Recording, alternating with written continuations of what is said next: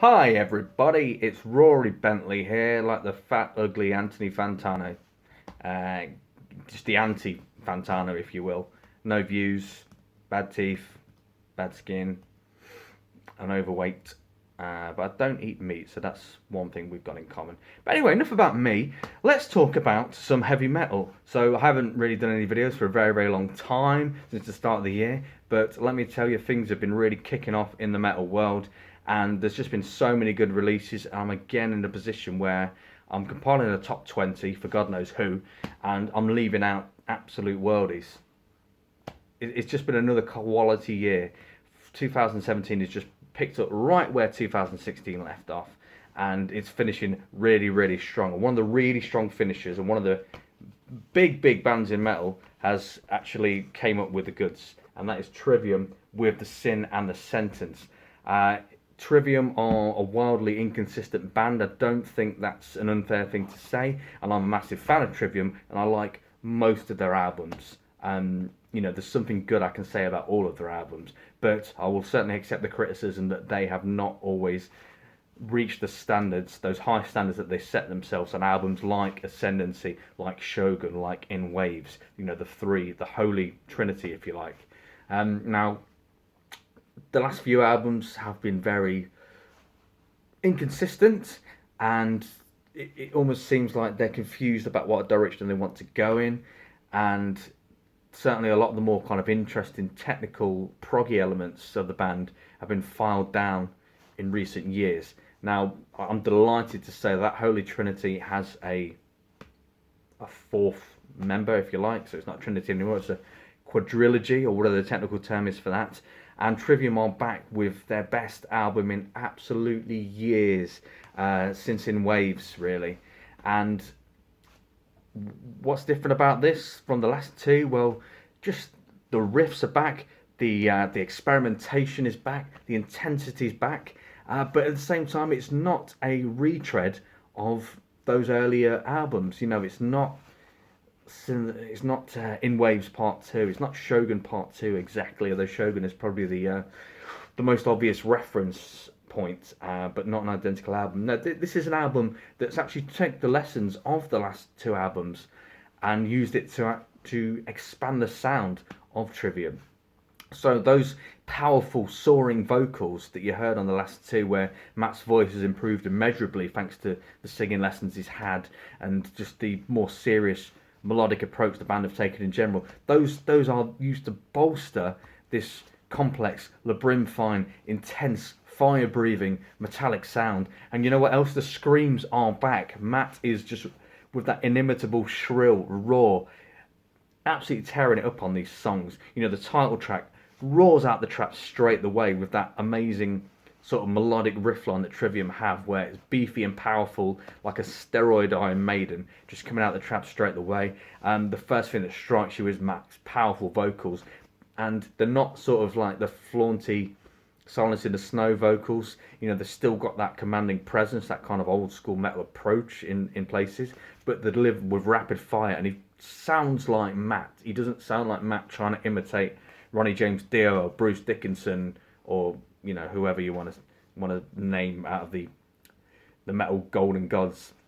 No, he sounds like Matt, and then that vocal gives way to that scream, that shrill scream, and we're off to a flyer. Then bang, we get straight into the second song, Beyond Oblivion, and we've got those crushing slabs of sugar-like riffs that we last heard on In Waves, again bolstered by some soaring melodic vocals, and it all just kicks off from there, really. But what becomes apparent straight away, even by the third track, which is called Other Worlds, which has one of the best choruses of the year.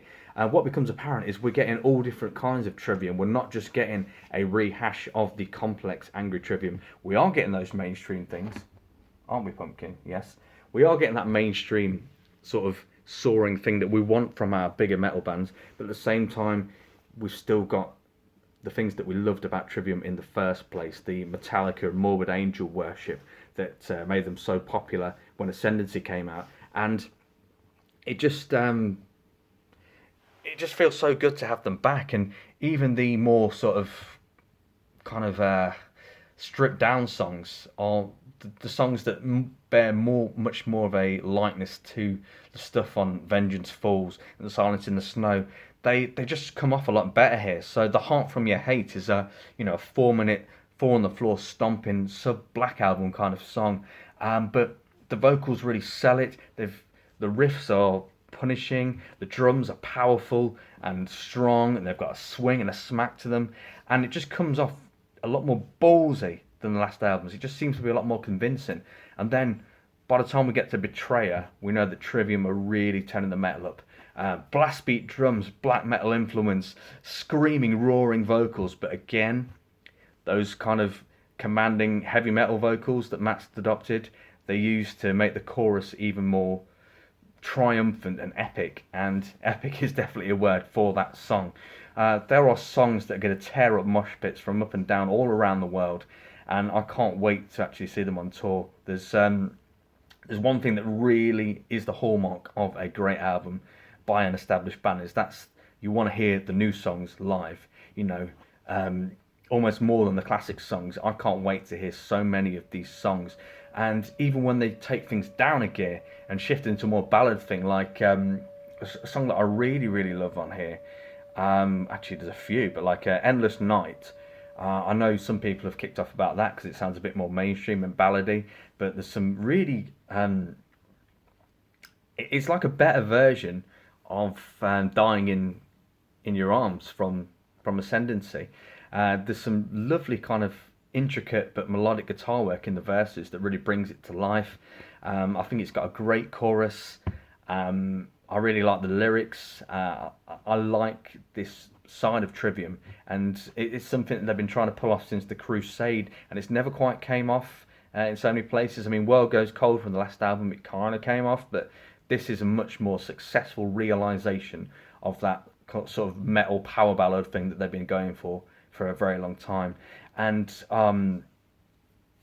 gosh, what's the song called? The Lies Our Fathers Told, is it? Sorry, let me just check that. Oh, Beauty and the Sorrow, yeah. That's got such a beautiful sort of Iron Maiden line in the chorus. The melodic guitars just make the chorus really kind of pop. And you've got some really kind of melancholic minor key chords and melodies in there. And the vocals, again, really strong, really selling the song. And although, there's a drop in intensity a little bit because of these sort of more melodic tracks, they're really worthwhile experience. And if you think, oh, you know what, the album kind of tapers off, just when you think the pace has dropped, those last two songs, the Revankist and the last song, Thrown into the Fire, are absolute just heads down, rip your fucking face off Trivium bangers.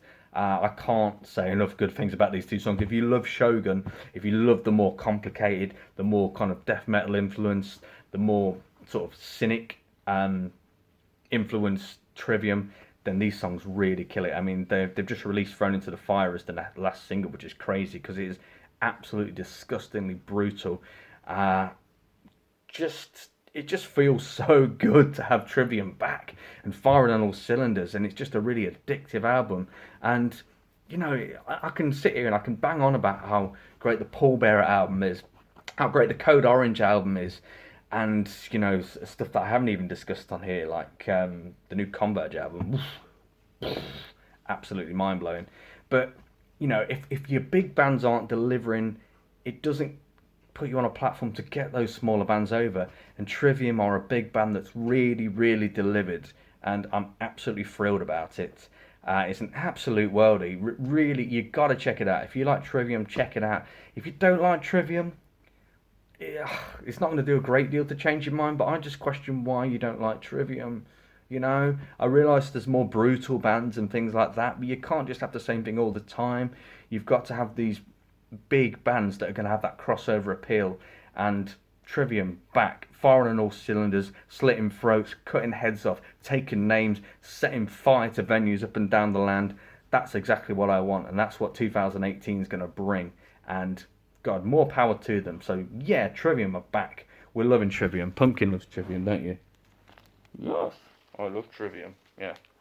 So yeah, I'll be back for some more reviews probably soon, I guess. Maybe they're going to be a little less hyped up and caffeine induced than this one. But yeah, just check the Trivium album out because it's really good. And that's why you come here for top reviews like this, where the last line is really good. So yeah, keep it metal.